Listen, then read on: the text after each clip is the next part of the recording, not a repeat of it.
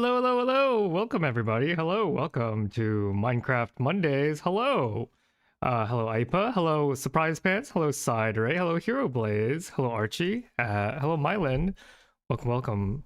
And I think I said Surprise Pants already. So, today we are going to be holding some open office hours. If I could get my game to show up. There we go. Yeah, Minecraft Monday. There have been a few updates to the server. As you can see, I've built myself some very appropriate temporary accommodation. Oh, where's my YouTube chat? There we go. Don't worry. Don't worry about this. This will be temporary. Here, I did a little bit of off-stream grinding. We have here a very simple iron farm, which is functional. I do not think it would have been entertaining to actually watch me put that together, but here it is. It is here.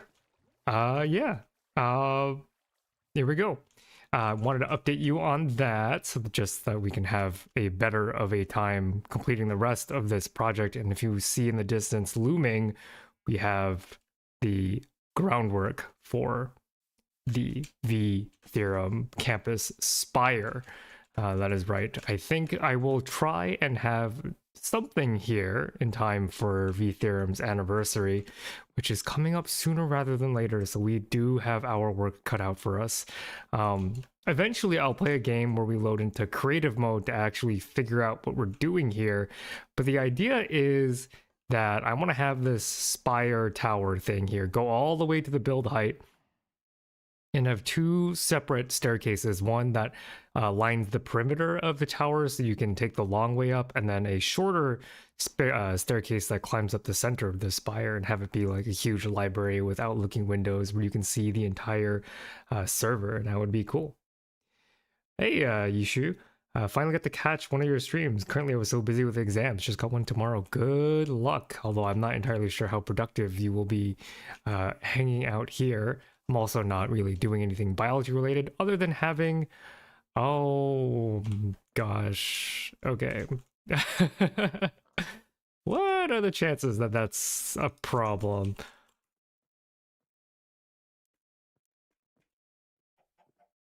Let me call for some assistance, as there does appear to be a raid heading towards the village that we spawned near, so let's maybe take care of that. Just wanted a chill office hours and not able to have it. What is your exam tomorrow? I am very curious though.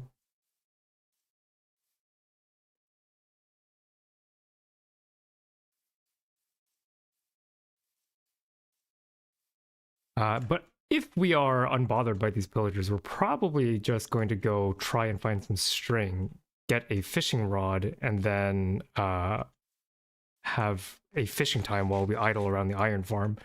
Those pillagers appear to be gone, maybe? Oh. All right, very good. Very good. Thank you very much, Mylan. Making that much more simple to handle. Yes, Mylan is the strong. But yeah, Mylan has the coordinates of a spider spawner somewhere, and I do intend on finding myself some string to get me my beloved fishing rod. Yeah, so this is sort of a Q&A. You can ask whatever from me personally or about biology in general. If not, I am just going to be yapping about things that have been on my mind recently, including... I told this story in my Labubu stream, but I've been thinking about this story again because it's kind of merged with my current obsession over AI. Where let me first retell the story. The story that I'm thinking of is this. Toxo and I we were in Paris for our honeymoon, and we were eating in a very fancy restaurant, 2 Michelin star restaurant for our honeymoon, something that we so rarely get to do. And we had overheard a conversation by what I believe to be rich patrons, very rich patrons.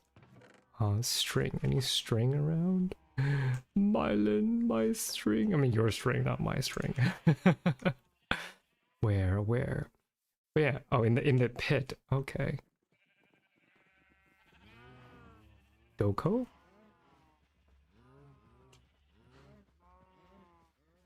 The German exam. Ah, yeah, okay. Not at all something that I can help with. Is it a gas? Yeah, Mylan has a happy gas, a tamed happy gas. Look at him go. Why the beds under the tent? Thank you, Mylan. Oh! Okay, very good. Go through the trapdoor. Thank you so much. Yeah, oh, very nice. Let's take some of this. Let's take 10. Let's have a few fishing rods. Yeah. Thank you, Mylan.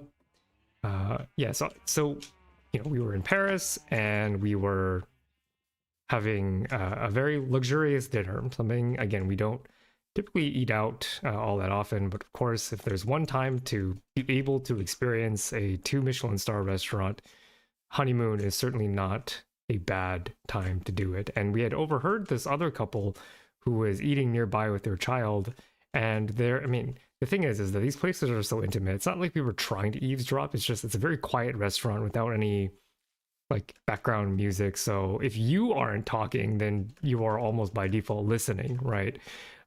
So what I had overheard was that, well, we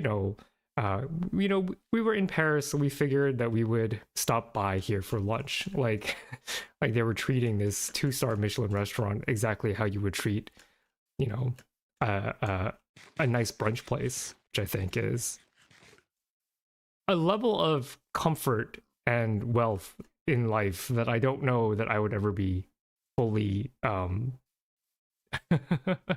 I would ever be fully comfortable with, right? And the reason why I've been thinking about this story again is because I've been thinking about ways in which AI have or not even AI specifically, but rather how technology itself has been isolating. And I know I'm not like the first one to ever think of that, but I think there is something that is somewhat subtle. Oh, I don't remember how to make a fishing rod. Nope. Is it 3 sticks and then 2? Oh god, you know what? Oh, there it is. Okay. Okay, great. Very cool. To be honest, I watch your streams while studying. Maybe it's because you sound smart, but it works. I am glad. Probably sound smarter than I actually am, but I'll take that as a compliment. But yeah, I've been thinking about ways in which technology has been serving to isolate people, and not only technology, but sort of modernism. And this is probably going to be like a member only video, and you all can help refine the thought, right? It's not entirely clear, I think, because I'm still baking this idea. Hey, Astral, welcome.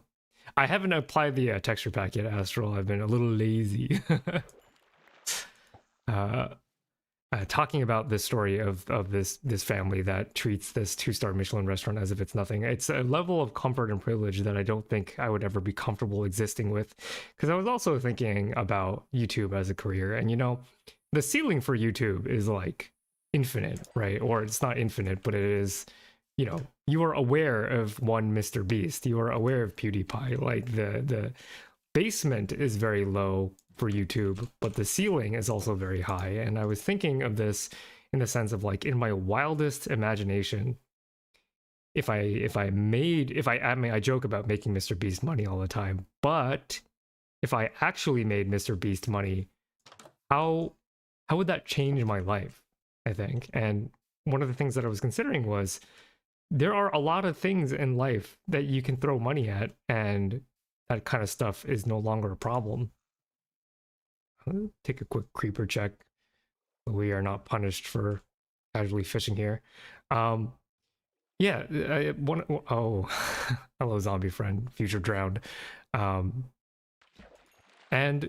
one of the things that can be automated is food, right? If you reach a certain level of income, then you no longer have to cook for yourself. And because I follow a lot of cooking content on YouTube, I am well aware that there are content creators whose entire creative output is being a private chef for these uber rich families. And when I hear people say that, like, oh, I feel bad for the rich in some way, I think a lot of times it's kind of coped because money does make everything a lot easier.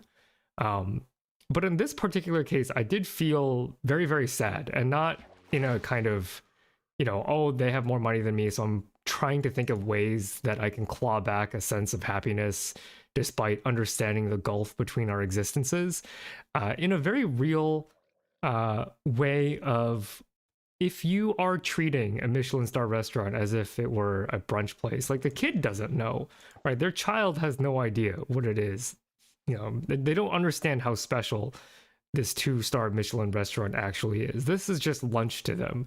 And I think what that does to a person is incalculable in a kind of very real way, because I think cooking is, it's not the only way that you can express a connection to other people, but it is one of the ways. And if you've seen my members video on my stance on AI art, I just keep on thinking of ways in which modern society is slowly removing the ability to connect with people. I mean, it's not in a very dramatic way, I think, but it is there, and I think it is kind of subtle.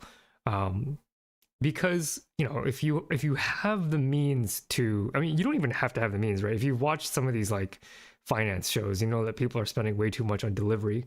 So it's not even the mega rich that can do this, but just having food delivered to you is also a way to avoid having to cook, which I think is fine for the most part, as long as you can afford it, right? But if you choose to sort of have that avenue of human connection not accessible, then I think you have to do something else. Your ability to connect with another human has to come from some other thing that you can actively do. Because I see these compounding supportive arguments for AI companionship, and nothing brings me more dread than like reading a Reddit thread about how, oh, actually AI girlfriends are like totally cool, and yeah. And I don't know, if I could handle that. And I'm kind of wondering, Chad, if you kind of see where I'm getting at, or see where I'm coming from. Not to say that like everybody has to cook. I don't think that that's true, but I think everybody has to practice doing something that is loving. And cooking, it just happens to be one of those things that is as early, as old as Homo sapiens themselves, right? Like, we got quite good at cooking, right? AI will never replace real people. Yeah, I agree, but I worry that AI and modern technology will make it too easy not to have to love people, as weird as that sounds. Feels like a reasonable take. I think so, but I don't know how people, I don't know if people find that interesting, right? And maybe that's where chat can kind of weigh in. To me, it's really interesting because this idea of slowly shaving off acts of service that you can do for one another is something that genuinely terrifies me. Thinking about a life where the average, because here's something that I take for granted, or up until recently took for granted, is the idea that my parents and my grandparents all lived together with me in a single house, where I was eating home cooked meals pretty much every day, which is a very privileged. In some ways, it's privileged in the sense where, I was lucky enough to be eating a home cooked meal every day, where I had parents who had time and grandparents to share that to share the labor. So in that way, I'm privileged, but not like privileged enough where money was never an issue, or money could invalidate the need for cooking, right? Cooking is a way to save money, but it is also a way to establish a connection to another human being. And I feel that in an era where, Uber Eats, private chefs, whatever, in an era where that is becoming more popular, that this art of being able to prepare a meal, not even for the art, the financial argument's sake. Of course, I think you should cook because it's cheap and I like being cheap. But, even if you have money, I think it's still one thing that you can do to be loving. And I think that's interesting. I think analyzing long-term cultural / sociological societal trends is very important. I do too. I think it's, everybody loves to say that, like, oh, every generation says that, like, the next generation is cooked and we had it better. And, the younger generation always thinks that they're fine. But I think that both can be true, right? On average, you can be fine because everything is normalized to you. So it doesn't feel that crazy. But it could also be measurably worse. Like, I think that, for example, millennials, right? We grew up with Google Maps. So, me personally speaking, I have terrible sense of direction because we stopped needing maps, right? So there is a measurable outsourcing of a basic skill like navigation that I suffer from. I can't speak for every millennial, but certainly I'm really terrible with spatial stuff. Yeah. I think we're discovering that a lot more people don't really want to be social than we thought before. I think so. I don't know if I should do a whole video on this particular idea, but I've been thinking about behavior from like a evolution standpoint, right? Not from an evolutionary psychology standpoint, because I don't want to put any weight behind these claims, because again, I'm a biologist, so you should listen to me when I talk about biology. But this is like, the biology is the lens that I view the human condition, right? So I'm not making objective claims of like biology underpins behavior, et cetera, et cetera. What I am saying is that, like, my glasses are colored in the terms of biology. And so when I think about socialization, I think that in terms of being human, because pain is such an important motivating factor to adapt certain protective behavior, that if you can reduce pain, behavior will follow. And why do I bring that up? I think there's something interesting about the fact that AI interactions make socializing less painful.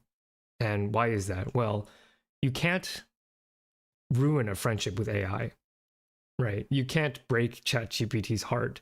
Every human interaction you have comes with a non-zero chance that you say something bad, that you offend someone, that you make yourself look stupid.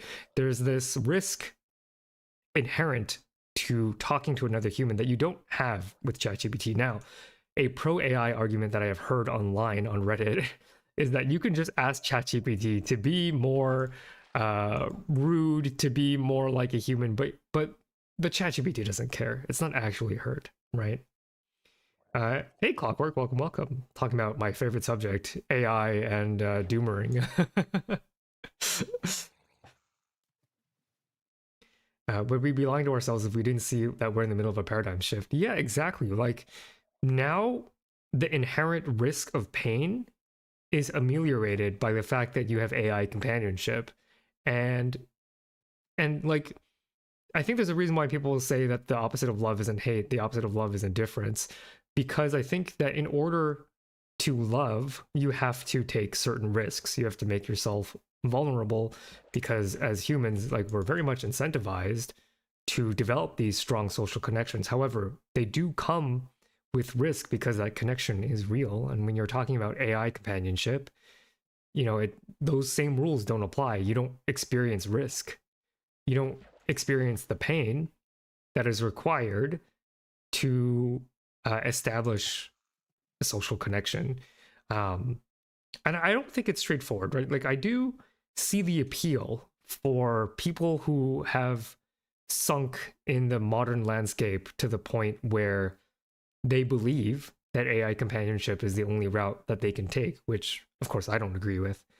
AI companionship is simply the least painful of, options with regards to things that look like social connections.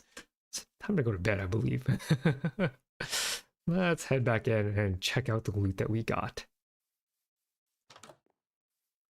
We got an enchanted book, Fire Protection 3, very cool.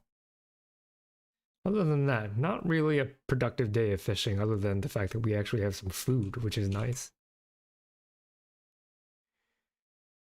Speaking of talking with AI, there's an alarming number of people talking to AI in my class. Yeah. I experienced that while I was still teaching at university. Like, you can't ban technology. You'll never know if a student is truly using ChatGPT or not. It's not possible. right? You can't.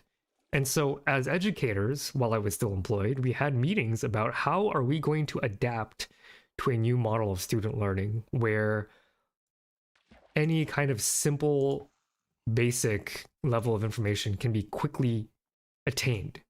And I think I unfortunately I had to go from my place of employment before we got into the nitty gritty, but I imagine what this looks like is a lot more emphasis on higher order learning. I'm talking about things that ChatGPT won't necessarily know how to answer, right? I'm talking experimental design for a very specific experiment that you do in class with your own data, right? The ability to draw complex conclusions from data, not something that ChatGPT can necessarily do in a very convincing way quite yet. I really hate AI trying to act human. Like as a tool, sure, but it feels creepy and sycophantic. Although I get annoyed when self-checkout talks, so I might be an extreme. Yeah, it's like don't get too buddy with me. Like there's all this stuff coming about out about how AI is like how at least ChatGPT has been built around being as agreeable as possible. And that's the other thing about risk and human interaction is that real humans don't always agree. Real humans could be terrible, right? There are a lot of terrible people. And there are times when you are terrible. And there are times when you have a terrible interaction. Either you make it a terrible interaction or someone else makes it a terrible interaction for you. And that is just a risk that you never have to have with ChatGPT. And so it feels like you're playing the emotional game on easy mode, right? And you could argue that there might be some people who could benefit from any social interaction versus zero social interaction, to which I say that it is a complicated, very complicated subject, right? I do sympathize with people who feel like they are in a place where they have no other option. But unfortunately, along with the contract of like, yeah, you have self-efficacy. I can't make you do anything. I can't make you take advice. I can't make you get therapy, especially if you don't believe that therapy works, right? If you don't believe therapy works, then therapy isn't going to work. That's just about as simple as that. Um, and therapy might not be the problem, right? It could be a location problem where you are just surrounded by people who don't share your core beliefs and values. That's also a possibility. I do sympathize with those cases, but navigating, trying to have an actual meaningful human interaction or relationship is not easy. And I think by playing it on easy mode, by talking to ChatGPT, it is sad in a cosmic way, and not for the reasons of ChatGPT hallucinates. It can give you delusions of grandeur, etc., etc. It can encourage all the worst possible elements that you have. ChatGPT isn't necessarily going to check you in any kind of way, although ChatGPT 5 did get better, right? If you watch the Eddie Burbank video, you know that it did get better, but it's still built to keep you talking, much like the algorithm is here to keep you watching videos. Let me go read chat now. Scrolling up a bit. If we're in a paradigm shift now, I feel like we've actually been in that shift since the last 80s. Building an information economy has been incredibly disruptive to how we build the world. Yeah. And as I said, like every generation doesn't think that they're cooked. I don't think millennials are cooked, but I do know that, boomers might think that millennials are cooked, and they might have legitimate reasons why that we don't appreciate, and they might be overblowing certain things. I think there can be truth to both. Not as in like for lectures, for emotional issues, like when they feel sad or lost. Oh, see, that makes me feel so bad. That makes me feel some kind of way, and it makes me feel terrible that people are reaching out to AI companionship for that opportunity. It's an opportunity to have a real connection with a real person who can be hurt by you. And the reason why I emphasize that is because a human being can be hurt by you, you have a responsibility to then be a good person. You don't have to be a good person when you talk to ChatGPT, right? You don't have to be good because ChatGPT doesn't care, right? It doesn't care. And again, I've mentioned this a couple of times on stream that like one of my worst nightmares is, you have a couple, boyfriend, girlfriend, girlfriend, girlfriend, boyfriend, whatever. You have a couple, and one of them, they get into a fight, And instead of apologizing using words from the heart, they outsource their apology to ChatGPT, which I'm sure that's happened before, right? We've already seen VTubers have apology posts that were drafted by ChatGPT. If you know, you know. So it's not that hard for me to believe that there are people substituting what should be a very sincere, genuine, carefully thought out communication of remorse be outsourced to something that can emulate the feeling of remorse. And I think that's actually devastating. That is actually devastating. Another book. Oh, wow. That's actually crazy. Power 4, quick charge 2. If only I had a bow. I feel like AI is just the latest facet of the great solo fixation of human life. Pressure is ultra high on lots of folks, and social bonds get squeezed out. I think pressure is an okay way to describe that, Clockwork, but I think, humans don't necessarily, humans are kind of, oh no, llama? No, no, no, no, no, no, no, no, no, no, no. I'm sorry, these guys don't get to exist. We have a zombie that cannot be spat at, and so you two have to go. So sorry. What are you selling? Saplings? No. Unfortunate. Okay, carry on. Sorry you all had to witness that. I mean, reinforcing with AI is pretty useful, though. Using AI to hammer information to your head is a pretty good method, I feel like, by using repetition. The lamamity. I know, I'm so sorry.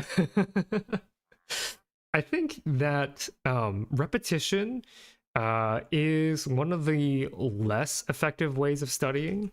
I don't know how much you care about a former instructor's perspective, but in terms of like teaching and learning techniques that are supported by research, repetition is a part of a learning strategy, but often not sufficient. And I think overvalued by students. I think instead of repetition, the time, because like, here's the thing, repetition can be good, but it's not the most time efficient thing that you can do.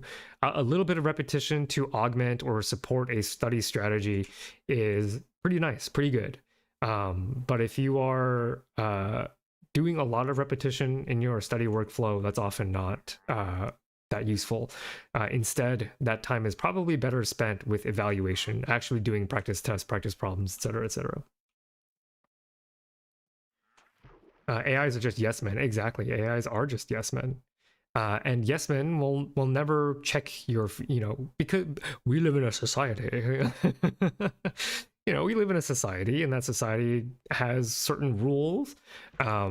It's a little different depending on where you're from, where you're located, of course. It is ultimately kind of arbitrary because it depends on a lot of history and culture, et cetera, et cetera. But there are general guidelines of rules, and those general guidelines are there to have some semblance of a harmonious and proper society.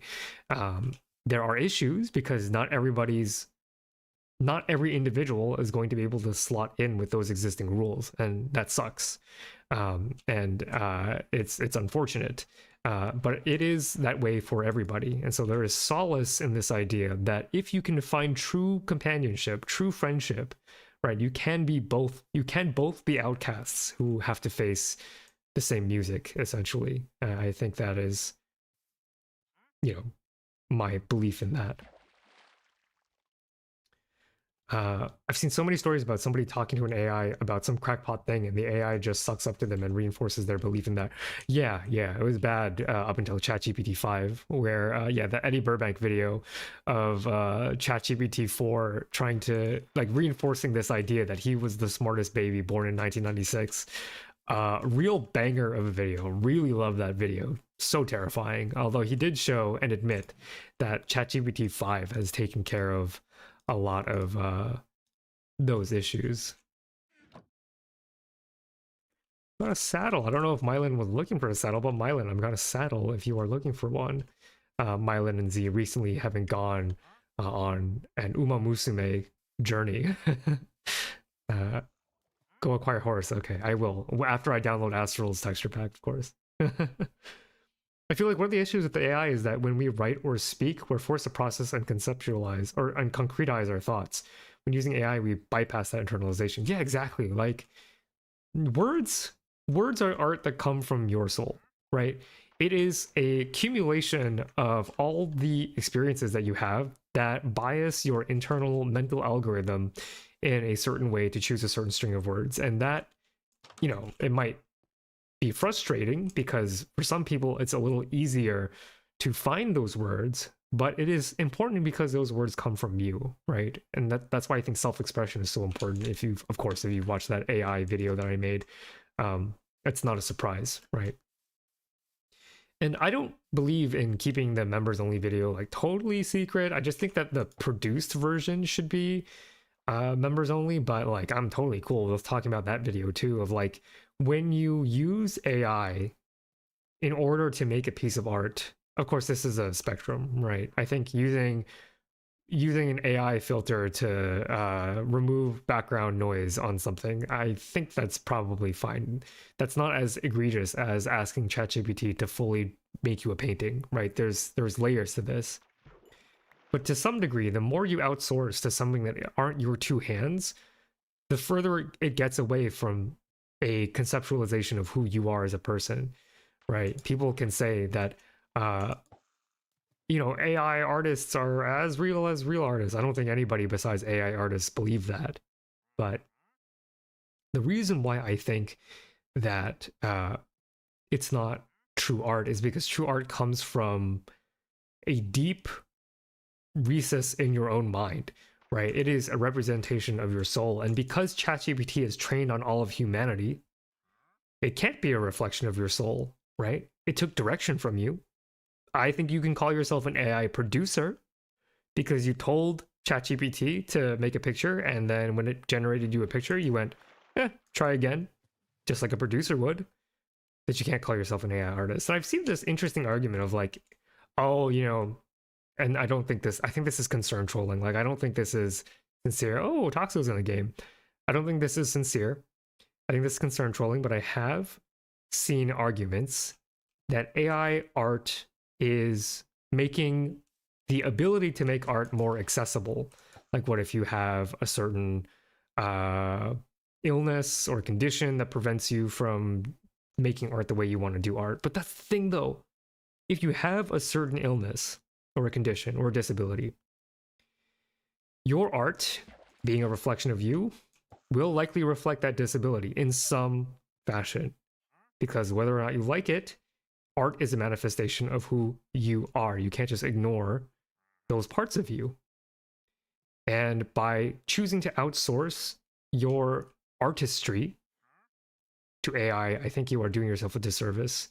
And it's not a real representation of yourself. And of course, there are other arguments against AI art. I'm just going with the one that I find to be not as often talked about. Much like, this idea about cooking and service. I don't think that gets talked about as much in these videos about doomering about modernism. Like, I'm wondering for my Gen Z audience and my millennial audience, if how often. Well, maybe I won't ask that. I think what I mean to say is that, like, how many of you have a memory of your parents cooking a meal that is special to you? Not necessarily a meal that you would say is good, because I actually had this conversation with a bunch of my friends, and not everybody grew up with parents who cooked well. I did, which was very fortunate for me.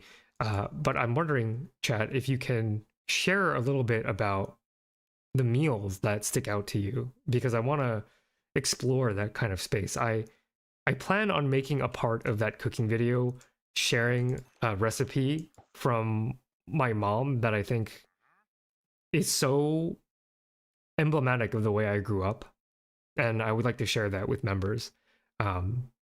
I would tell you the name of the dish, but I actually don't know it because it's a super local dish from my mom's hometown in a different country, non-English speaking country. And I've like put in all the ingredients in a search engine, and I have no idea what this is called. And I'll tell you about it after you tell me stories from your childhood as well. I also feel like a weapons grade grandpa. I'm so busy and just have never had the patience to learn how to prompt properly in a way where it fits into any of my workflows in my life. Yeah, maybe you're a bit of a grandpa. Sorry, Clockwork. or maybe you're using the wrong models. ChatGPT 5 is much easier to work with than it used to be. I was playing around with it, and it can be quite good as a research tool, right? If you have a very specific question like, how does a neutrophil make bleach, for example, and you ask it to provide sources, and you click on the sources and you double check the sources because AI can hallucinate sources, then it's not bad. It's very usable. I've heard the stories of someone AI generating vows and just killing the wedding. Oh, I mean, it's Reddit, right? Okay, so credibility, you have to put in an error margin for credibility. But I mean, I can imagine that happening. You know, that's a very believable thing that people would use AI for, right? Because you know, I think wedding vows are a lot like personal statements where the process of writing them just feels so awkward, right? Some people are more or less communicative when it comes to expressing sincere emotion, right? There's this meme uh, that, you know, there is a certain cultural background where the most common expression of love is, have you eaten yet? Right? You know, it's uncommon to hear the words I love you in certain parts of the world. And I think, oh gosh, I don't remember. Just let me take the easy way out. And I think that if you have to put your affection into words, you can get into your head about like, oh, is this cheesy? You know, me yelling at the rest of you there to go to sleep. Yeah, leave us in this American time zone. Far too late. What was I saying? Bu- bu- bu- bu- uh, oh my gosh, I just completely lost my train of thought. Scroll back down. Uh, Using words, thank you, Miley. Using words to express love, right? Like if you know, here's your partner. You've been together for a very long time, and you love them with all your heart, and you've seen it done in movies, and it makes people cry when you see it in movies, and you get all in your head being like, ah, you know, I'm not gonna be as good. I'm not gonna have words as good as TV writers, right? Like Monica and Chandler, and you know, even though that show maybe didn't age all that well, I still have very fond memories of watching like Chandler's Proposal. Uh, you know, brings a tear to my eye every time. Well, of course, TV writers are paid to write, right? They put food in their mouths because the words that they make are very good. But it doesn't really matter if your words are good or not. What matters is that you tried to put words on paper until when you read them back to yourself, it felt right. And there's labor in that. That's not easy. You could say that the first draft you make is bad. Well, then change a few words, change a few sentences, go back to the drawing board. Of course, if you write more, this is going to be easier. But if you did not grow up very expressive or artistic, this is going to make it harder for you, for sure. But it doesn't mean that you are any less capable of making a good product. Why? Because when you say those vows, if they came from you, not only will your partner know, but also your friends will know. Because you have certain mannerisms that you speak with that ChatGPT does not use. And what matters isn't necessarily the meaning behind the words that you chose, but rather the emotion that you felt when you wrote them down, right? They're not looking for poetry, right? Your audience and your loved one, they're not evaluating you on poetry. They're evaluating you on, did you write words that you felt were meaningful when they left your brain? And if you spend a bit of time to make sure that that is true, it's going to be meaningful no matter what. It doesn't have to sound agreeable the way that ChatGPT makes it sound agreeable, right? Because in your own voice, you are conveying a feeling much like all art tries to do, right? That is a lot of what art is conveying a feeling. Sometimes that feeling is, I would like to have been a character designer in Sonic the Hedgehog, right? Where you just make OCs or whatever. But there is a feeling that is being conveyed, and if you outsource those words, it's not your soul doing it, I guess. I hate like doing it that way, but that's about as clean as I can put it.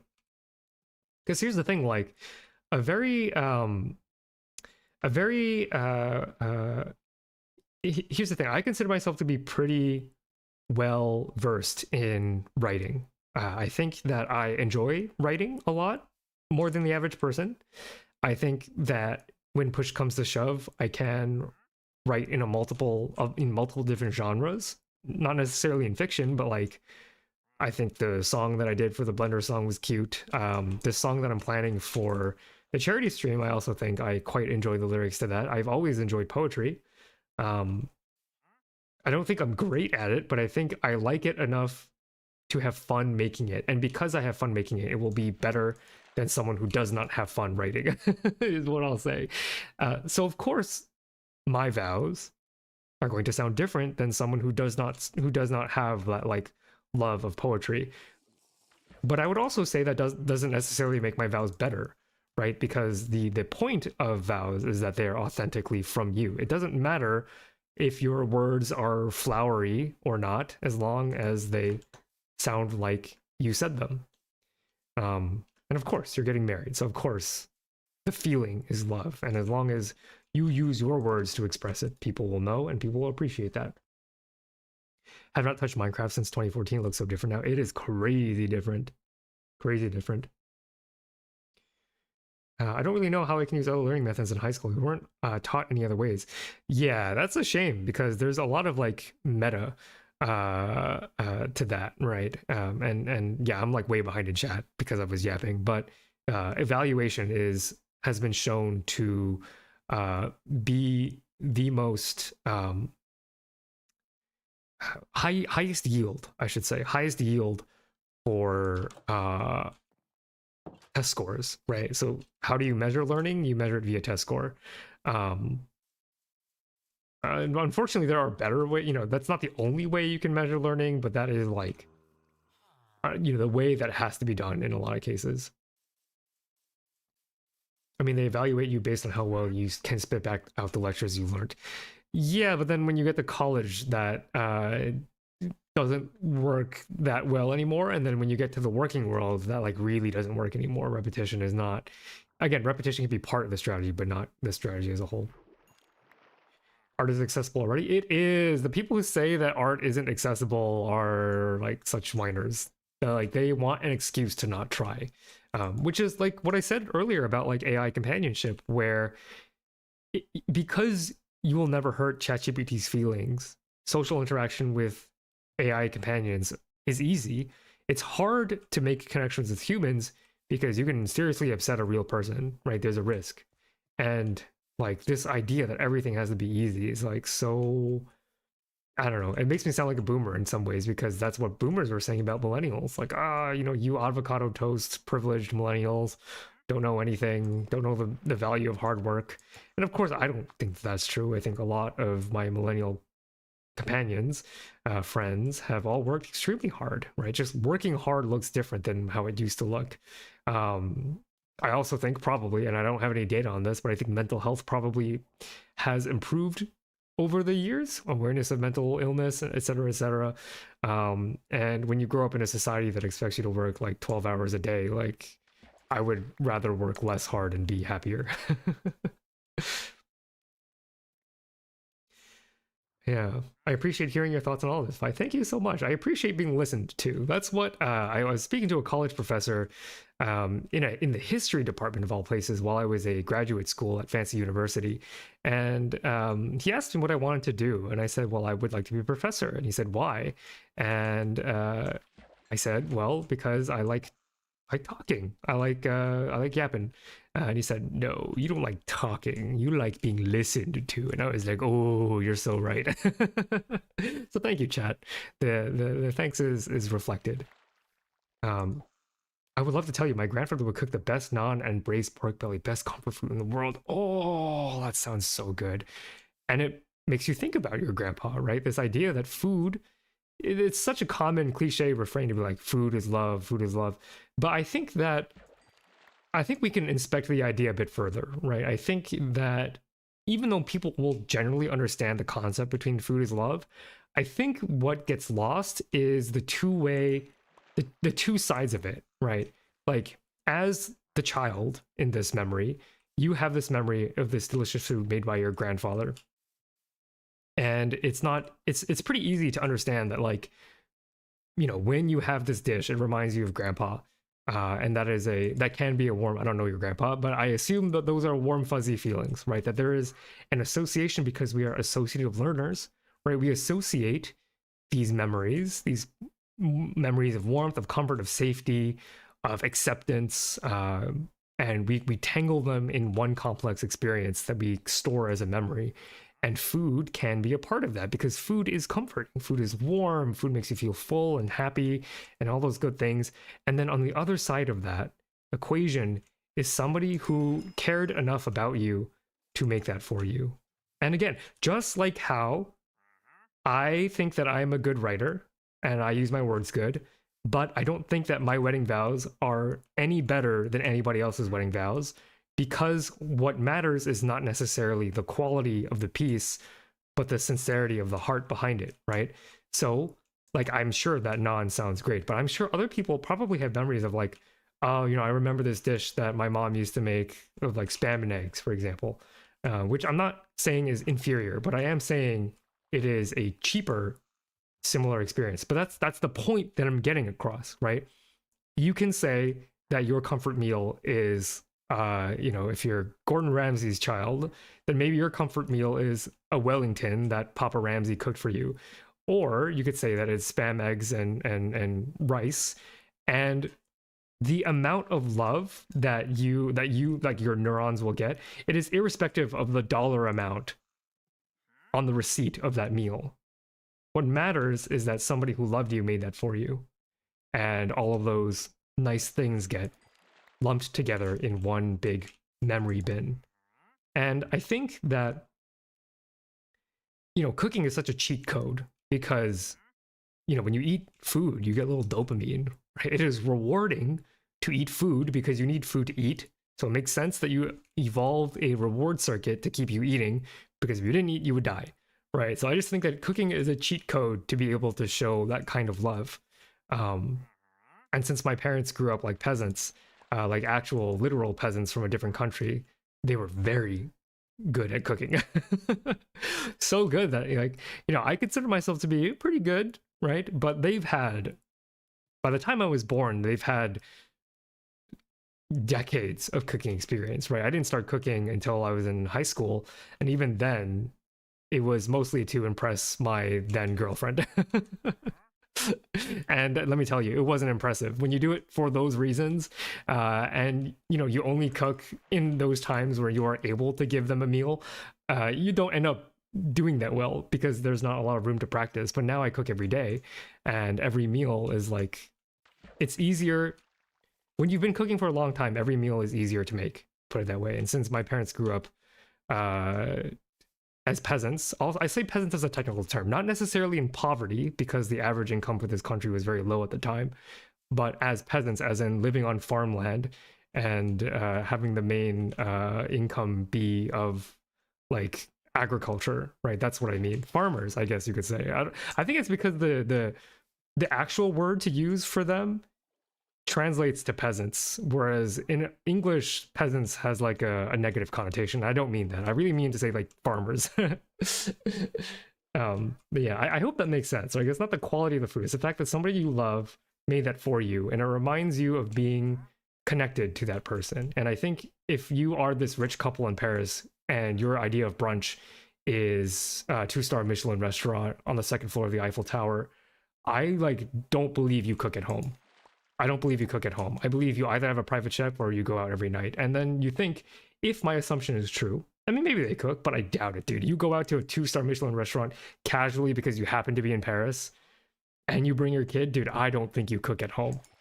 I don't think you cook at home. So you take that fuzzy memory of your grandpa making pork belly and naan, and I take my fuzzy memory of my mom making noodles, and I think about this kid who is so bored with his parents at this restaurant, because this kid's talking to the other table. He's not talking to his parents. He's talking to strangers, because his parents are also talking to strangers, and this kid is like talking about like Roblox or something. Like, this kid is this is not a restaurant for children, right? There's no people his age. So for me and Toxo, this is a very special memory. This is way beyond what we would be able to normally afford, but it's a special occasion, so it's worth spending a bit of dosh on that. But to this kid, this is just Sunday. And if his parents don't cook, that's one fewer way that mom and dad can show love to that kid. They're not even talking to the kid at the restaurant, right? Like that's I mean, they might have a fine family life at home, I don't know, but from the bit of information I was able to glean at the restaurant, like I don't want to be this kid. I might never ever have to worry about money, but think about if you were to forget about your grandpa cooking you food. I don't think I would take that trade-off. I don't think I would take that trade-off in a million years. Yeah. Yeah. Yeah. I'm gonna catch up on chat for a bit. Cheesy vows. Yeah, I mean, cheesy vows, they make you smile. If they're cheesy, they make you smile. And what's the point of this momentous occasion is to make you smile, right? Your words are good because they're yours. Exactly, exactly. They're your words, and they will always be good if they're your words. Unless you like are like mean as like a person.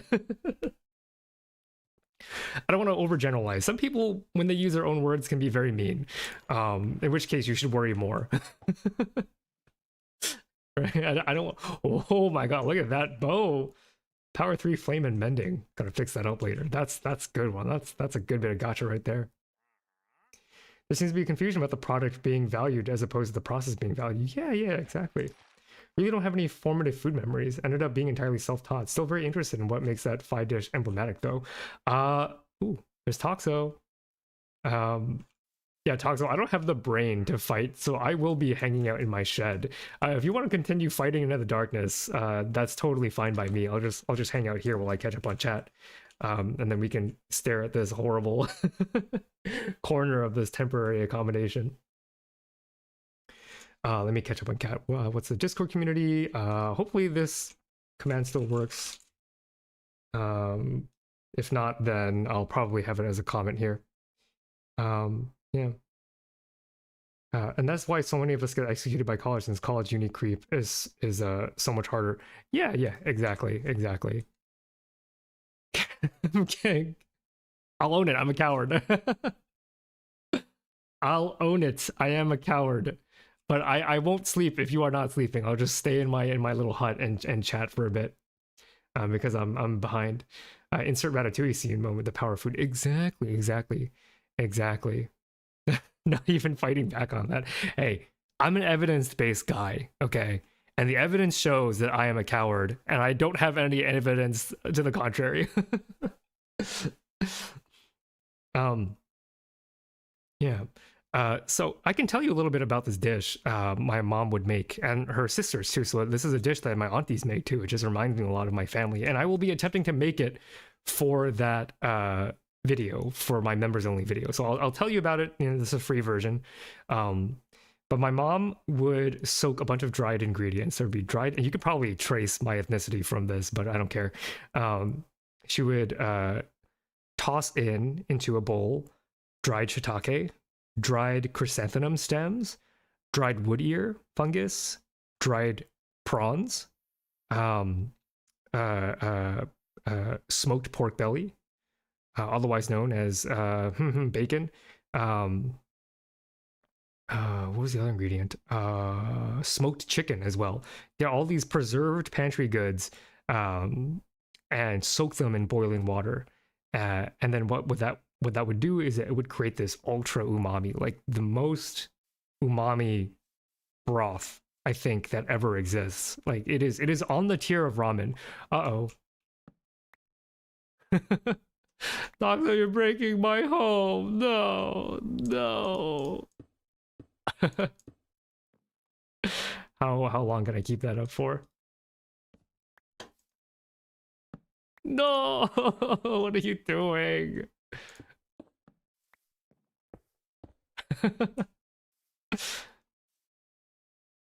But yeah, getting me out of my shell, but I like my shell. I think my shell is great. I love my shell. Yeah, it would be this super umami broth because you have umami from the sea, right? Prawns. You have umami from the earth, which is mushrooms. What is being condemned? No, you can't make me leave. I have squatters' rights. uh, and so the broth is pretty special, and the broth is not the hard part. The hard part is the noodles that she would make. She would make this sweet potato based noodle that would be made from sweet potato starch. And when I asked her for the recipe, it was very typical of people from this culture, where she said, add enough water to enough powder to get the batter, and then fry layers of the batter and cut them into strips, which of course tells me nothing. And the times that I've made it in the past, I have either overestimated the water, underestimated the water, whatever the case may be. I have not been able to successfully replicate it.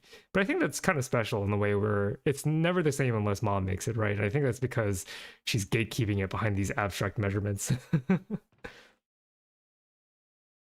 Or from a humble frontline figure say, you think Phi would brag way more about getting to Thymus University. So cool, so low-key about it. Refuses to name drop it unless, unlike the average B-cell. I would so name drop it as long as I believed that I wouldn't be doxxed. Like, I'm waiting for my existence to be scrubbed from the internet before I like do any self-dox, because I very want to brag. Very humbly want to brag. Yes. Probably going to head off. Oh, good night, Astral. Good night. Talking about that, where are you from? What's your ethnicity? I can't really tell if you have any accent or from your vocab. Well, since I grew up in North America, you're probably not going to detect too much of an accent. But, you know, the food, I think, might give you a hint. I don't want to derail a conversation, but if you have any thoughts on viral eukaryogenesis versus bacterial endosymbiotic eukaryogenesis debate, I will get into that in a future video. I think tiny viruses will segue very nicely into some sort of video that is origin of life coded, and I think I will get to that when I get to that. I don't have any current opinion on it. Make a little pond you can fish in your hut. That is true. That is true. But I did learn from Toxo that if you have a bigger body of water, then your chance of getting treasure is a lot higher. Japanese, good chance of being Chinese or Korean. I'm not gonna say. I'm not gonna say, but you know, if you know, you know. Blank bacon. I finally comes out as Canadian. The evidence is irrefutable. So true. So true. I'm definitely stealing your recipe when you post the video. We'll see. We'll see. Glass noodles goated. Oh, glass noodles are so good. Yeah, and this is a type of glass noodle. Clockwork, you taught in Korea for a bit, so I'm sure you're aware of how strong glass noodle game is. They're also terrible for you, right? I didn't know this as a kid, but starch noodles makes sense. You took all the worst parts of a tuber, and then you ate only the worst parts. So it's not a dish that I would recommend very frequently, but if you are like a pescatarian, you can just omit the smoked chicken.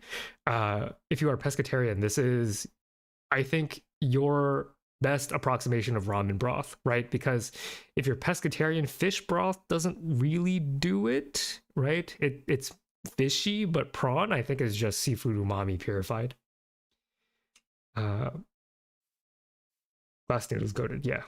Just have the right amount, easy, exactly, right? Easy peasy, just do it. That guy's brought me fish, thank you. Very good, very good. I can't tell which cat you are referring to. Although I think Toxo just answered that. The real water/starch ratio was the friends we made along the way. We will try. I will call my mom and I will once again ask her to describe in different words to try once more to explain to me what ratio I need to do this in, because those starch noodles are so good. Fi mom cameo, I don't know if she's willing to be on call. I think that is valid. Thank you so much, Toxo. Raw salmon, sashimi dinner. I shall stand firm against the storm. Yes, exactly. We will hole up here. We will hibernate here until the sun rises once more. Yeah. Also, the sauces paired with glass noodles are always like double extra bad for you by comparison. Yeah, so good, so good.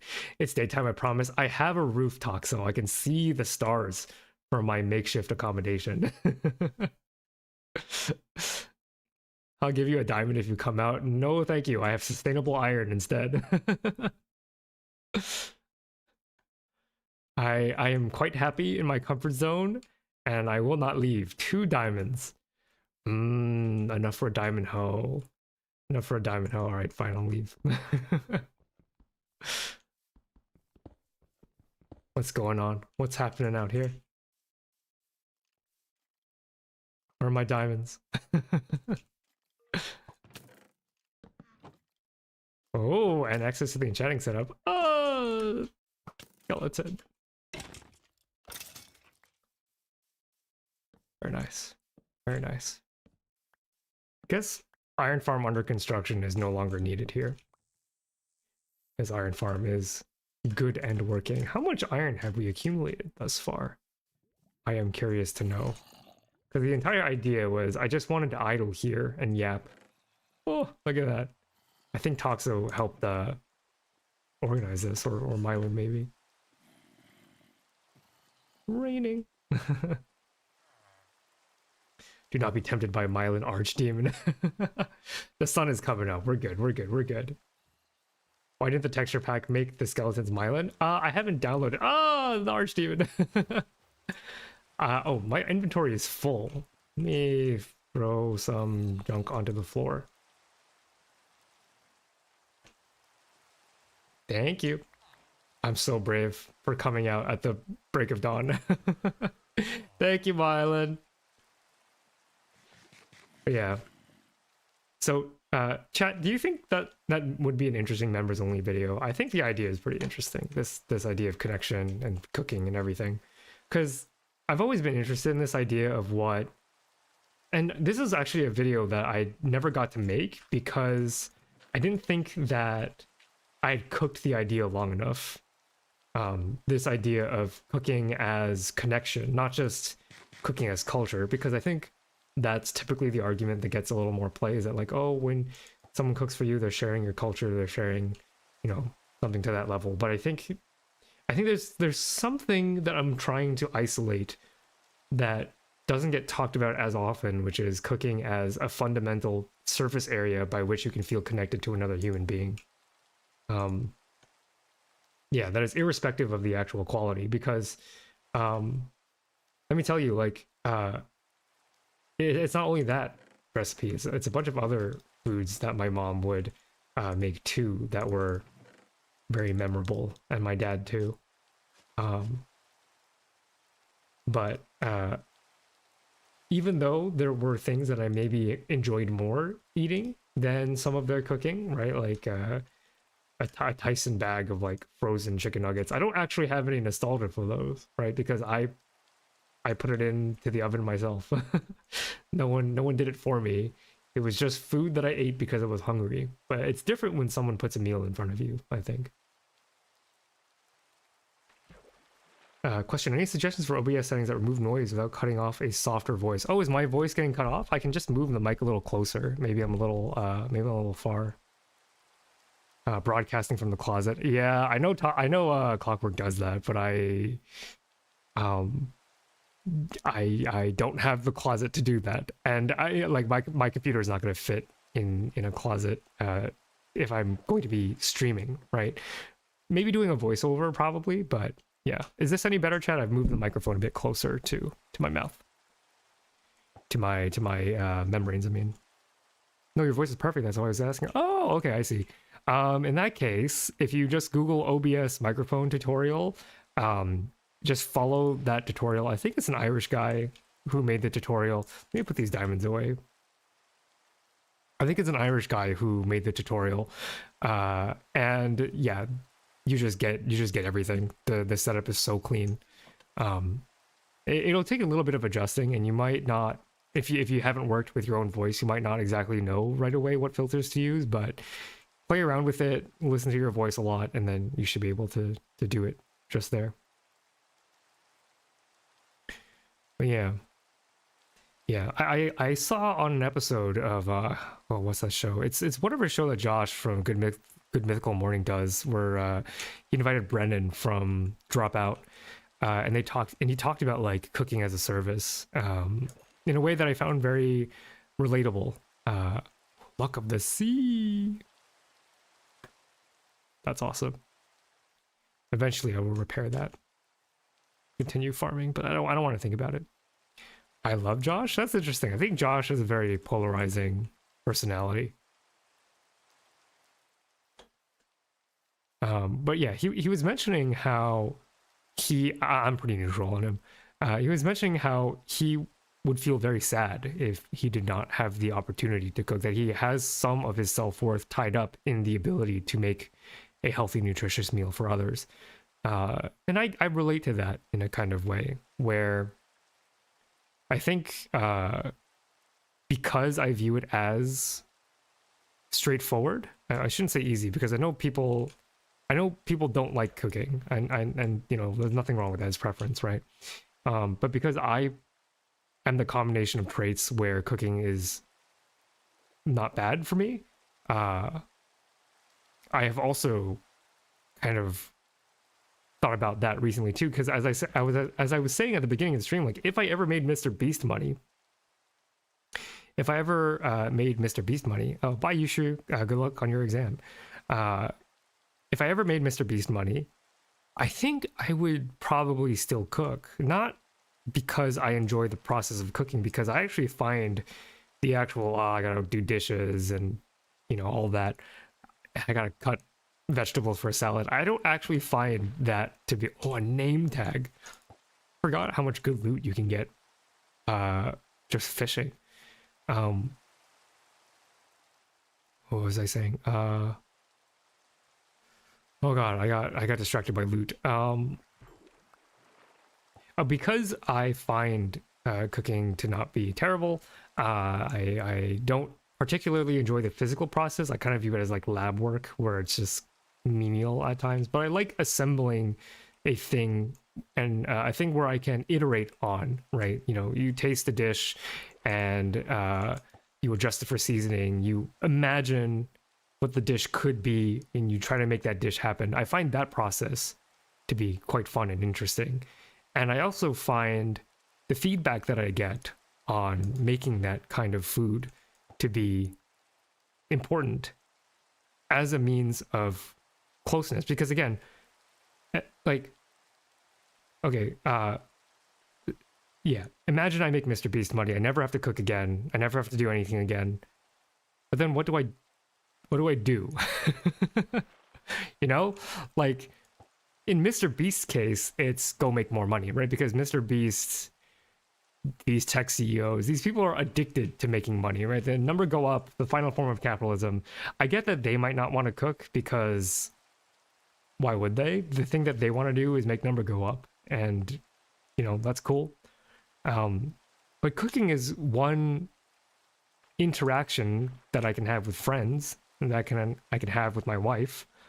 And I don't think that even if I made enough money to never have to cook again, that I would stop. Because again, the more money you have, the less you have to do to just be connected with people, right? I fear that if I were to outsource cooking, if I had Mr. Beast money, it's like losing a surface area for contact. And I think that's what's, to me, you know, I don't know, it might not be that novel to you, but to me, that's an interesting idea.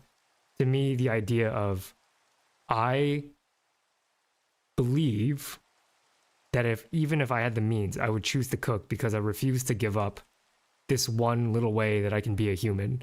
Whereas this couple in Paris or like Mr. Beast's, like it's just, there's, yeah, a sense of humanity that I think gets lost when you outsource that. Not to say that like if you don't cook, that is bad, but I'm saying that if you outsource that, it's just one less surface area, right? That doesn't mean you're less in total, but in specifically when I'm referring to like tech CEOs, like, do you think they're making up for it in other ways, right? Because like in order to do human things, Cooking is just one of them. There are other things you can do. You can do art, you can make clothing, you can make all sorts of crafts. This is very intricate and integral part to our development as a culture is the assembly of things, gifts, right?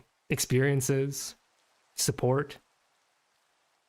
And then money just kind of makes it so that you don't have to do one of the, basic human starter pack things. My friend, a space dog, hates him. I wonder why. I wonder why. Yeah. Even if I had Mr. Beast money, the only thing I want to do is chop scallions or pipette all day. Just let me be a robot. Yeah, and that's the other kind of thing about humanity is that you need something to do. That's something that my mom always instilled in me. My mom could retire now if she wanted to, but she likes the hustle and bustle of working. To which I say, I can relate in a kind of way. Like if I had Mr. Beast money, I think I would still be making 5 videos. In fact, if I had Mr. Beast money, I would make 5 videos exactly how I wanted to make them, which I do right now anyway. But like, in terms of scalability, right? I think I talked about this last stream, but like, I don't need a gajillion dollars. If I can pay my half of rent and invest in retirement, I don't need to like expand, right? Like so many YouTubers, I feel like the content quality drops off when they have to hire an editor, when they have to hire a thumbnail artist, when they have to hire a studio. Because then your job is more about making sure that your employees can eat too, right? And then you have to pay them fairly, or you can choose not to pay them fairly, and that's terrible too. But for me, I'm just like, I want to do everything on my own and just pay rent, and I'd be really happy with that. And if I can do it exactly the way that I want to do it, that'd be chill. But even if I made Mr. Beast money and had no like money obligations, it would make that idea even easier, right? Yeah. Elon Musk is the best provider for his offspring. Grok says so. I'm sure Grok would have that opinion. If I had Mr. Beast money, I'd spend all my time making music. Exactly. Right? Like the end point of having all of the hard parts of being human taken care of for you shouldn't be to continue exploitation of people who have less, but rather achieving a kind of enlightenment. And I think enlightenment looks a lot different depending on who you ask, but I think for a lot of people it's just to do whatever your hobby is, right? That's why I feel like a dark sense, like there's like darkness in this idea of like even people who have more money than God, instead of just going away and doing a hobby, they choose to make more money. This pit, right? This hole, this void, this vacuum of humanity where no number is big enough. The hobby is making the number bigger. And I think that's terrible. And it makes me sad. Genuinely very, very sad. Because, I don't know. I feel like people who have that much money are never really all that happy. And I think it's partly because they've allowed that sense of humanity to erode, right? Like, a lot of people don't necessarily become rich overnight, right? But the more you treadmill a lifestyle where you outsource these little things, right? I think these little things are what, you come into money and you start, not having to cook, you start not having to, I don't know, see your parents, right? Because maybe you pay for a caretaker for them and then you never have to see them again. Like little things like this. Instead of making someone a gift, you might choose to just buy them the most expensive thing on their wish list, right? Money invalidates a lot of the human struggle, which is a great thing because you don't have to struggle. But then because there is meaning within struggling, it's just things mean less. And I don't know. That's sad. I know a few exceptions to hiring an editor makes quality worse, namely Scrapman and Aliens Rock. Yeah, I think it can work. I think it can work.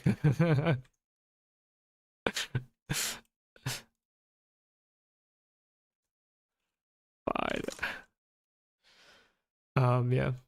There's generally is a middle class path to YouTube success, just very under discussed. Yeah, I would like to see more of that happen. You know, uh, what it's actually like for middle class YouTubers, because that would be great, right? Because it seems like either you're like a starving artist or like you just live in a mansion. There doesn't appear to be anything in the middle, but there has to be a midpoint.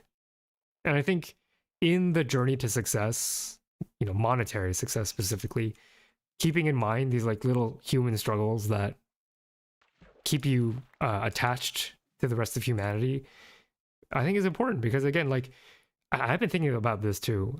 This idea that like I think certain really rich people don't view people as people. This is not like a controversial take, right? I'm not the first one to come up with this, but I think something that I can contribute to that idea is the fact that I think to the ultra rich, where they don't have to worry about hurting anybody because money invalidates all the suffering that they personally experience, that humanity are like NPCs in like a game of Civ, right? Just like how, you know, you're playing a game of Civ 6 and you know, you're going for a domination victory, so you choose to wage war. It's not like real to you. Whereas if you're like an ultra powerful person, and you wage war, it doesn't feel real to you, but of course it feels real to the troops, feels real to the people of a certain country, right?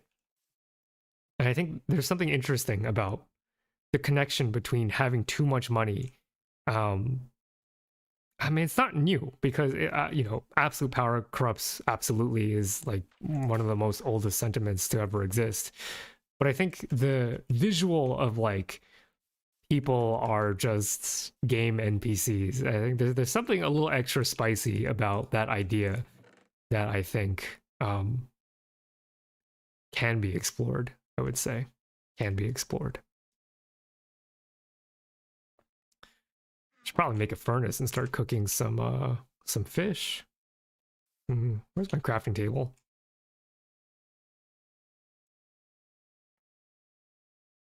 If I finally caught a stream, welcome Coral, welcome, welcome.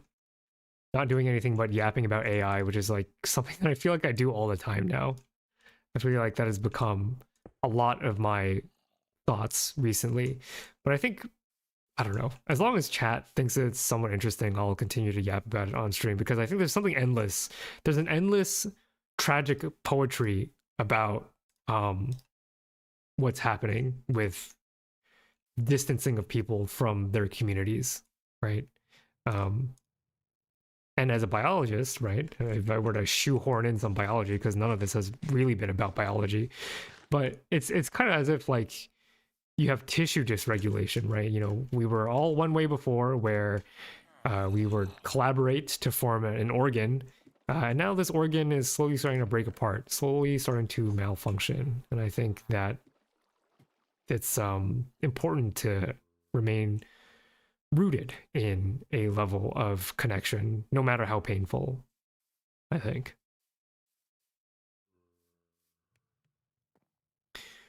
Um, String. The last fishing rod we have.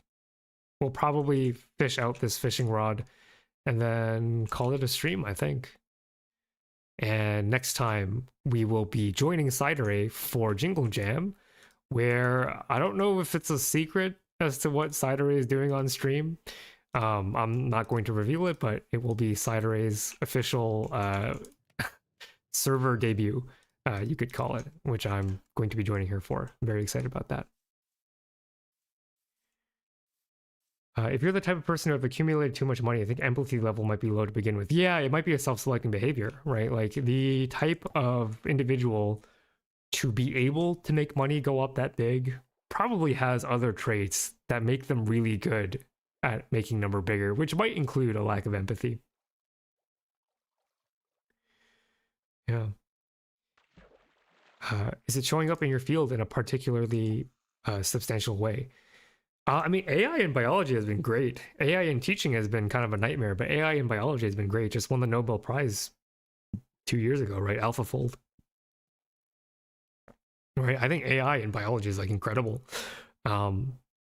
With structure prediction, it's the reason why even if a real structure doesn't exist, having a predicted structure allows you to do some level of predictive science, right? AlphaFold is, I think, partly based on Google DeepMind. That's an AI thing, and it can predict the structure of proteins to a pretty reasonable level of accuracy. Now, what is accuracy? In the context of protein structure, it has to be quite accurate, right? Like all the angles between the amino acids all have to be correct to be meaningful. And we're talking about like 2-3 angstrom. So sorry, let me back up. When I talk about fidelity or resolution in terms of protein structure, we measure the resolution in angstroms, right? So an angstrom is 10 to the minus 10 meters. It is 10 nanometers, essentially, in the scale of tens of nanometers. And so a quote unquote good structure is a structure that has a resolution between like 2 and 3.5 angstroms. I don't know if Clockwork is still in. What the heck? Who took aim at me? I assume it was Toxo.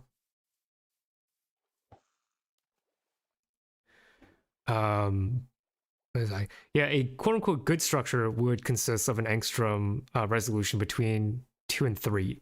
When you get to 4 angstroms, so like just imagine that 4 times 10 to the minus 10 resolution, like that's considered bad. And so AlphaFold, if it is to be meaningful, it should be as good as good structures. And for the most part, for a lot of predicted structures, it has been quite accurate. And additionally, AlphaFold can do stuff that experimentalists just flat out can't, right? Not every protein has a real structure.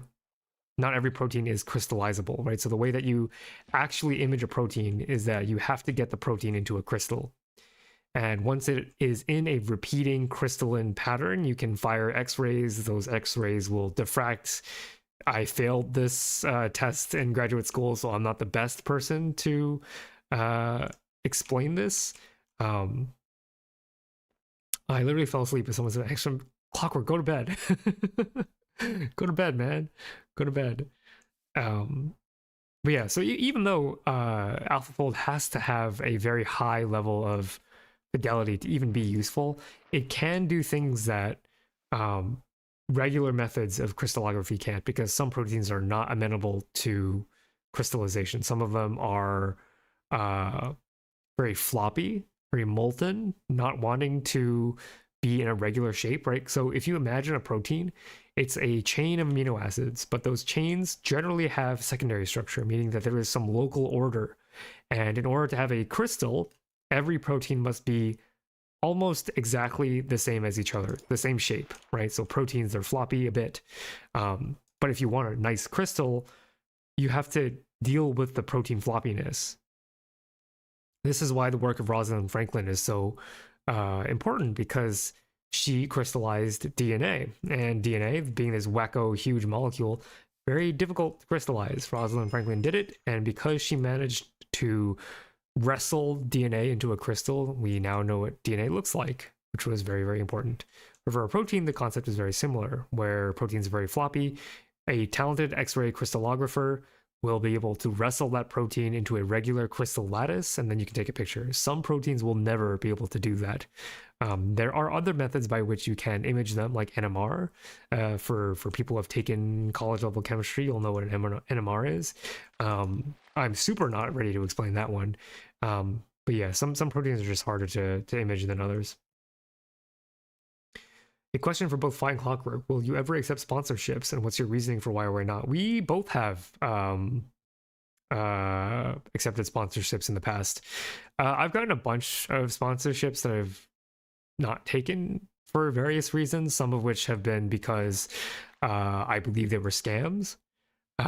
They did not look like legitimate offers. And I've also turned down ones where I don't believe in the product, right? Like, I'll take a sponsorship if I believe that the product is useful. And Brilliant, a learning app that's like Duolingo but better, for science. I can say that because Duolingo's embrace of AI is like disgusting, so I'm not gonna ever take a sponsorship with them after the crap that they pulled. Yeah, I'll take a sponsor as long as I think the product is useful. You know, NordVPN if you're listening out there. There are generally genuinely few weird AI startups that I didn't respond to. I have those all the time, dude. So many weird AI startups are in the DMs of YouTubers, and I'm like, I don't believe I'm the only person you've reached out to, and the fact that I've never seen any other YouTuber take your sponsorship means that I don't trust you. I don't trust you. Honestly, I hate AI and stuff like arts or creative fields, and then it displaces jobs in biology is really helpful. Exactly, it is super helpful. You actually missed the part where I talked about my feelings on AI and art, Coral. But to just give that talk again, it's just like AI. Just if it doesn't come from your own blood, sweat, and tears, it's not really your art. You're like an AI producer if you use ChatGPT to make your art. You can prompt the thing, you can give it feedback to go back to the drawing board, not even pay it, right? So you're even worse than a producer. You don't even pay the people that actually make the art, unless you pay for ChatGPT, in which case, I mean, come on. My proteins are not that floppy. Come on now. Come on now. Your proteins are very flexible. Put it that way. Floppy maybe not an appealing word to use, but at the very least flexible. One of the back burner videos I have for January is about this one paper where they used machine learning model to render and then test a whole new class of antibiotics. So nuts. I'm very curious as to how you will handle that video, Clockwork, because I have played with the idea of talking about that as a subject. I just don't know how to make that entertaining. Like, I'm sure it's very cool. I'm sure it's very cool. But like, I don't know how I would personally make that entertaining. Yeah. Yeah.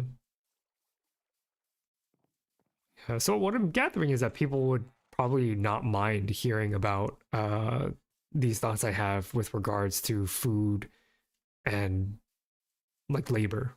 I don't know. There's also a possibility that sounds pretentious. I know that like not everybody likes cooking. And again, I don't mean to say that you have to cook to like be a human, but I am saying that if you don't cook, then you should be doing something else.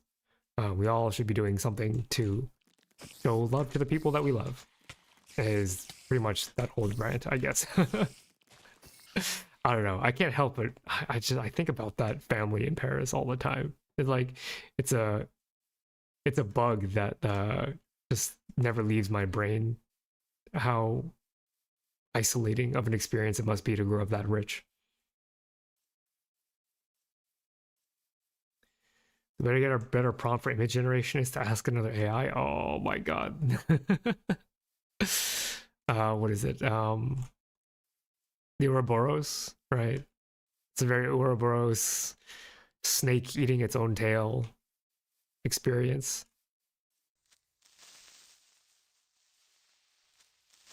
Please don't. Great.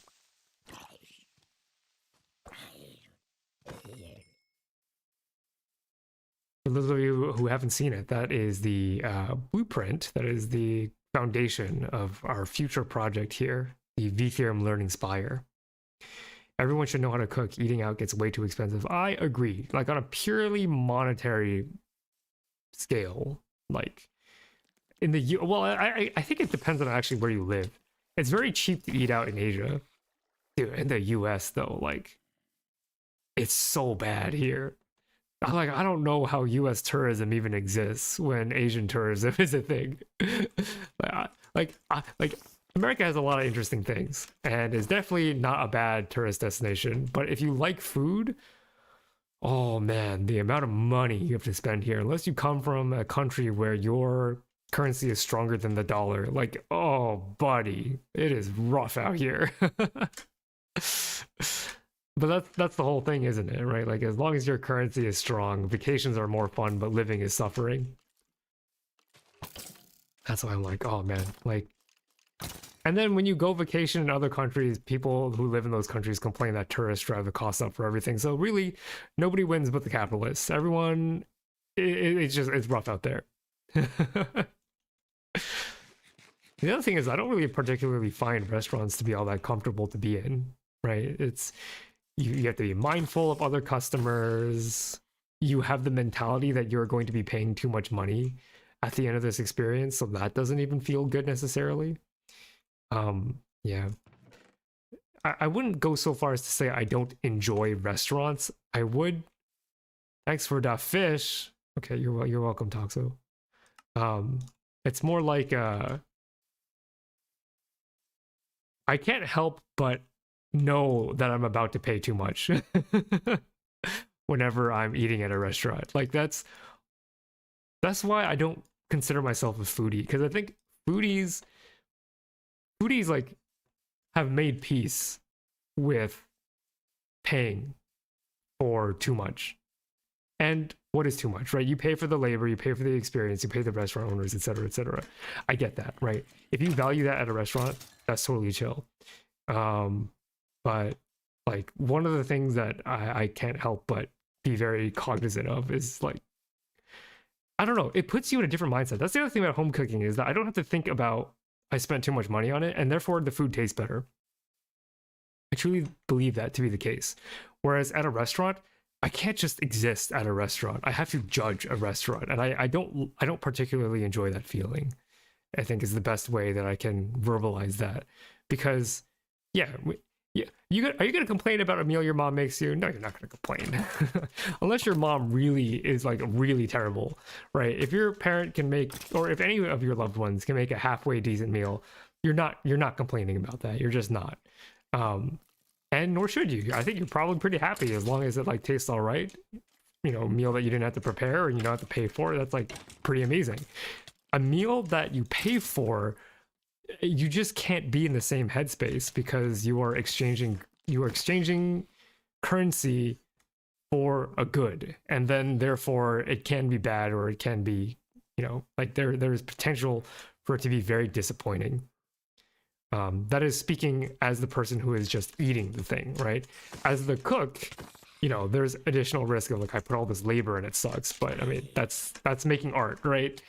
That's doing anything with your two bare hands, is that you just have to accept that sometimes the things that you make suck. It happens a pretty non-zero amount of time, and I actually really appreciate it when YouTube food creators have those moments in their channel, because it makes cooking seem less superhuman. Because I can imagine like you cook and then it sucks and then you get discouraged from trying again. But I think the reality is that we all suck for a very long time. I think having such a big ego at such a young age, like there are dishes that I have made in high school that I deluded myself into thinking were good, because I like needed, on a spiritual level, I needed to believe that I could cook. I couldn't tell you why. But I needed to believe, for my own self-esteem, I needed to believe that I could cook.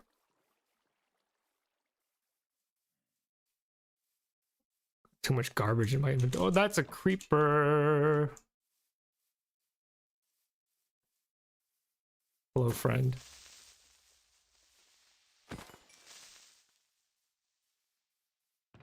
Oh, what's the oop?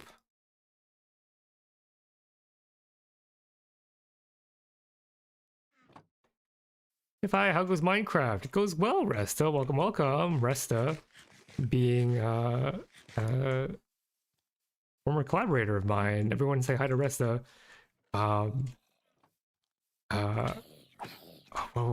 My brain is being scrambled. Yeah, we're really talking about cooking and stuff. A lot of people in my high school chem class were not very good at using mass spec plus IR plus NMR data. It's tough. If you want to make money and do biology and chemistry, go be a technologist who works in that field. But yeah. Yeah. I like Future Canoe on YouTube as a food content creator because Future Canoe, you can tell that he's quite good at cooking. In fact, he actually was professionally employed as a cook for some non-zero amount of time. Real quick creeper check. You can check the dirt in my box, Mylan. If I have any. I don't know if I have any on me. But if there is, you can have it. Yeah. Ha ha ha ha ha. uh, Mylan Resta says hi. Resta's been doing some cool things. I don't know, Resta, if you wanna share in chat sort of what you've been up to, but I've been tuning into your streams about how you've been a producer for, I believe they're called Variance Project, which is very, very cool. And to me, that's pretty amazing. This avenue by which you can channel your 3D modeling skills into contributing to this other project has been really incredible to see.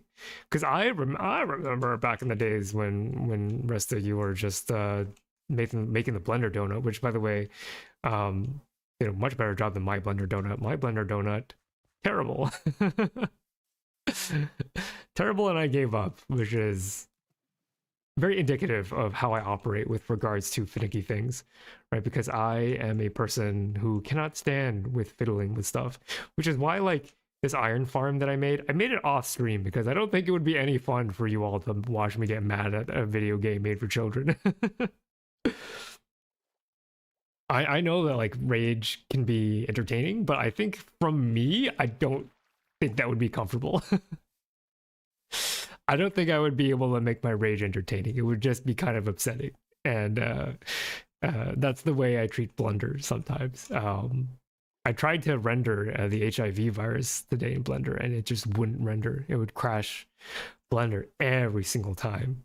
These constructs get so big and unwieldy that they just eat my PC, which is why I find anybody who can do this kind of 3D modeling work is very, very incredible. What joy is there in life if you're not tinkering? I don't know. I don't know. I just want the thing to be good. The thing is I have a very low frustration tolerance. I've said this many times on stream, which is, that's why I can understand students who have low frustration tolerance, right? Like, is that a good thing for someone that you're supposed to like be a role model for students? No, but like, because I have this flaw, I can more easily understand and accommodate similarly for students who share this like distaste for fiddling. I just put in a little more effort into how I present things, and they won't have to fiddle quite as much. But like,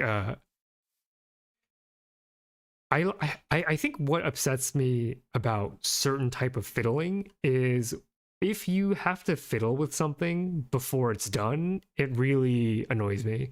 For example, like the iron farm, right? Actually, it wasn't working the first time I assembled it, which was like really, really annoying, right? And I hate fiddling and like trying to figure out what went wrong because it's binary. Either the iron farm works or it doesn't work. And every moment you spend troubleshooting that, this is why I'm not a programmer. Every moment you spend troubleshooting it is like agony. But things where you are allowed to fiddle with and have an intermediate product, I think I'm much more happy to fiddle with a script or a video, right? Because a script, if I change a sentence, I still have a functioning script. It's just not a complete script, but it functions as a script.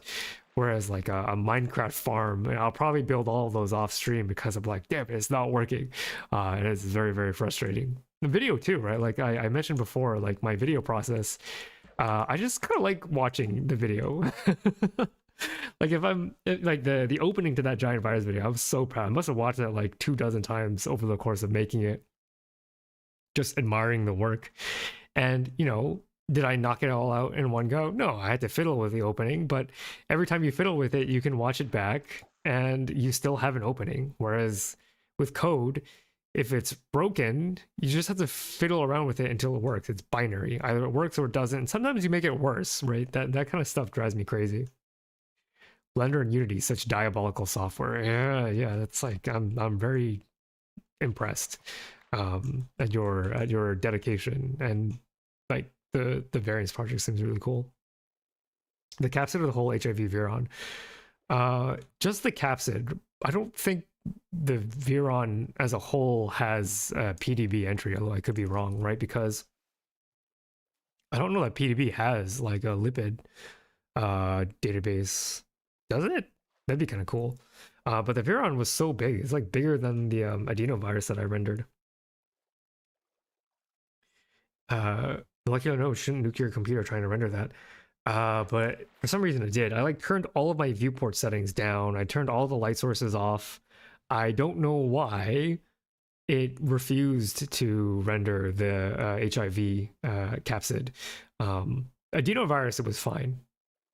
Just fine. HIV, absolutely not. No idea.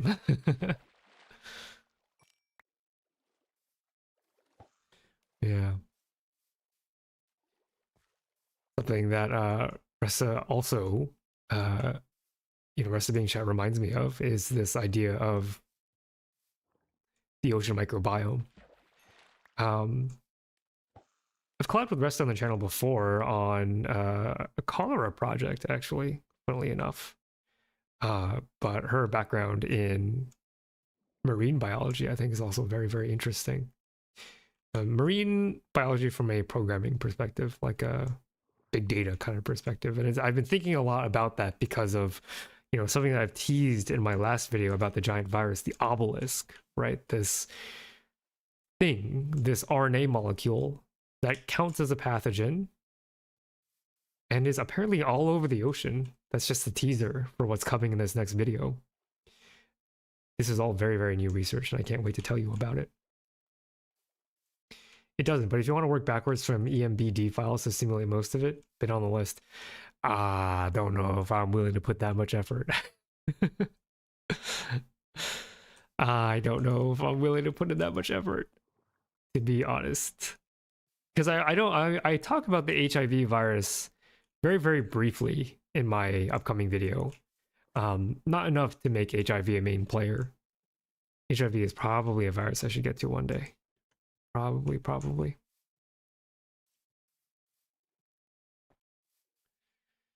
Are there any other viruses that people want me to talk about? I know that in terms of pathogens, like brain-eating amoeba are very high on the list. Although I think a commenter had corrected me in that now I've never said this word out loud. Nalgeria fowleri, like there are so many words in biology where you never hear them, you only read them. And so any word that I mispronounce is probably because I've never heard a human being say it out loud before. But yeah, I'm interested to hear what pathogens chat would be interested in me covering. Because I am looking for a way out of this hole I've dug myself in terms of origin of life stuff. Because I mentioned on the Discord that like I don't have a great feeling about doing origin of life stuff up until very recently. Oh, hey, Mylan.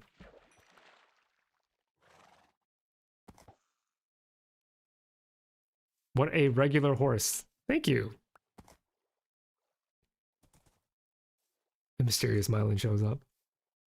You should do a video about bacteriophages. I did. It was actually my video on CRISPR, but I will do another one at some point because I've been following a lot of phage researchers on Blue Sky, and phage way more interesting than I initially thought they were. Not to say that I didn't find them interesting before, but like in my canonical molecular biology studies at graduate school, phage were like lessons 2 through 7 or something. They are so fundamental to how we know how anything works. But to me, that's all they were. They were a thing that enabled us a way to study bacteria and therefore study life. And, it turns out they do a lot more. And in that bacteriophage video, the CRISPR video I did, like, Bacteria make CRISPR that kills phages.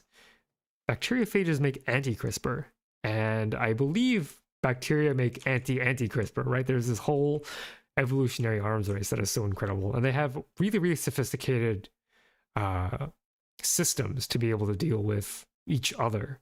And those scientists on Blue Sky have been cooking. Are there viruses or other pathogens you wish were more famous? That's an interesting question. I think I wish we're more famous.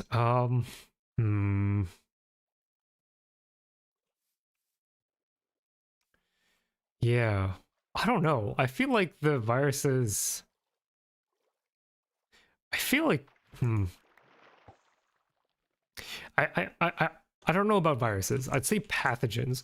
The WHO released the tier list on the worst bacteria of 2025, and I can almost guarantee you that most people will not have heard of at least 4 of those in the top 5. There are a lot of really horrifying threats to biological humanity coming up, and they don't really have good brand recognition, let me put it that way. And eventually I will do some kind of video trying to raise their profile, trying to raise some awareness for these upcoming threats. Because when the WHO releases a tier list as to what the biggest threats to humanity are, and you don't know 4 out of 5 of them, something's got to change there. What about virophages? They are coming in the following video, in my next video, because the next video is going to be tiny viruses, right? Or, I don't know, tiny viruses is a working name. Really, any infectious agent that is smaller than a virus, right? We're talking virophages, we're talking viroids, we're talking obelisks, we're talking satellites. Doing a whole video on all of them, which I think is very, very exciting. You may have done this one already, but a video on mRNA vaccines would be interesting. I am so not looking forward to an mRNA vaccine video because people on YouTube are crazy. I am fairly certain that a lot of the negative comments I get on YouTube, I said probably bots.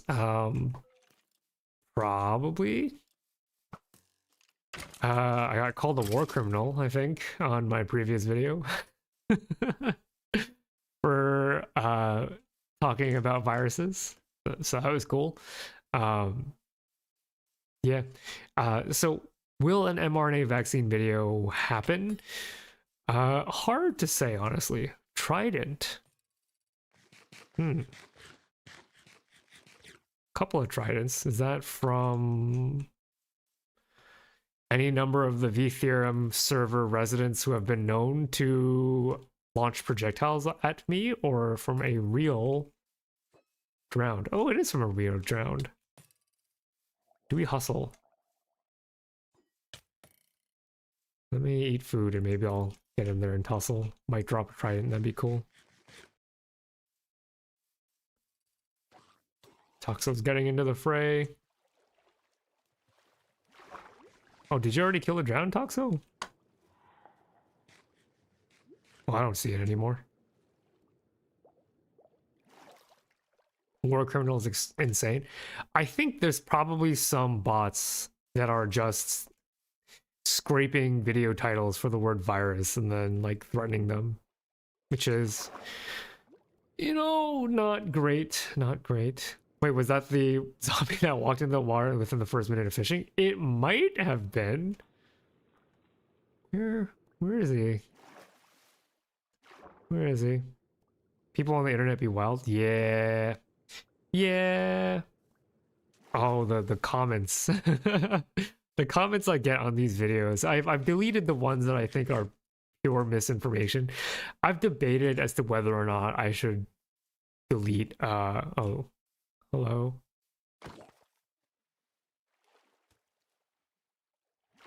So peaceful.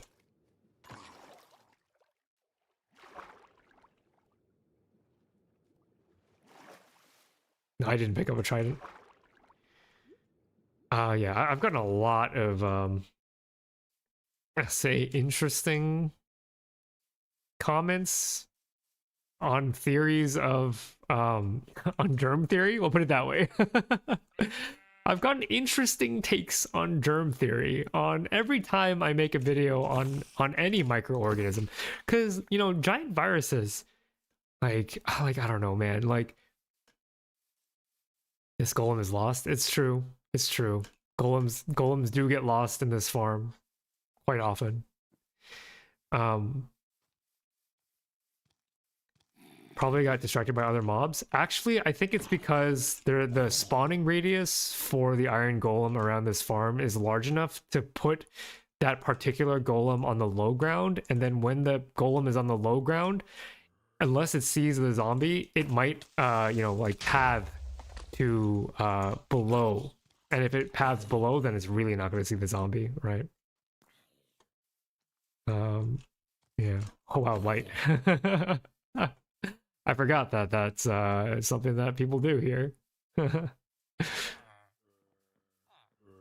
Yeah, like giant viruses. I showed pictures of giant viruses, right? There are pictures that were taken, and oh, 3 in a row. Hello, friends.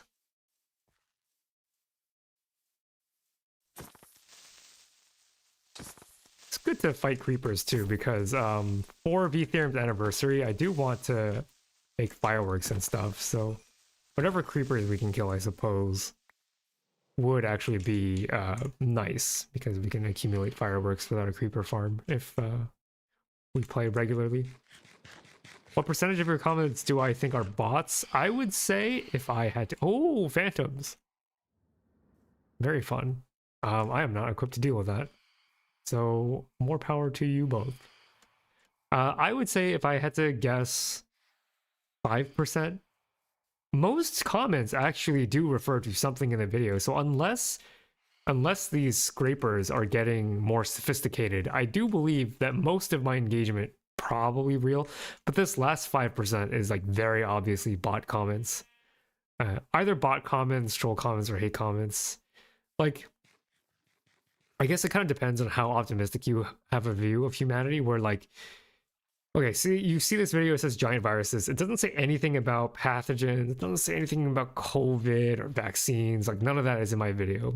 Do you, as a human being, go into that video and, like, accuse me of medical misinformation when the video has nothing to do about it, right? Like, that seems like bot behavior. Like, they just said virus in the title. Okay, time to spread some misinformation. The feeling when it... the feeling when I go on the internet and spread misinformation. Because if it were a human, I would have to imagine, although this might not be true, but I have to imagine that at least a human would have watched the video and realized that I do not talk about human pathogens pretty much at all in the entire video. It's just about these big weird things that you have pictures for. But I mean, I guess if people wanted to believe you have much faith in humanity, yeah. Oh, it's just so sad to be the person that looks at a video title called giant viruses and then immediately accuses me of medical information. To just be that human is like a very sad existence, right? That's like, I'll put it this way, like, that person's not happy, right? Happy people don't do that. Happy people don't do that. Happy people do not act in this way. I think there needs to be some sort of new insult of like, happy people do not do X, because you can say like, oh, I feel, you know, this is this person is pitiful, but then I don't think that really hits as hard as like, you are not a happy individual. There's some part of your soul that is in need of mending. I don't know. I don't even know if that would make the person reflective at all, right? It's a sentiment that I have, you know, who also needs mending. What needs mending? Diamond armor? Ooh. Oh, Elytra. Elite, do you have Elytra? Is that why we're collecting membranes? People like that do exist. It's so sad. It genuinely makes me very sad to know that there are people out there. I'm just trying not to die. Oh, gotcha. Do you need food? I have bread. Although you probably have better food sources at this point.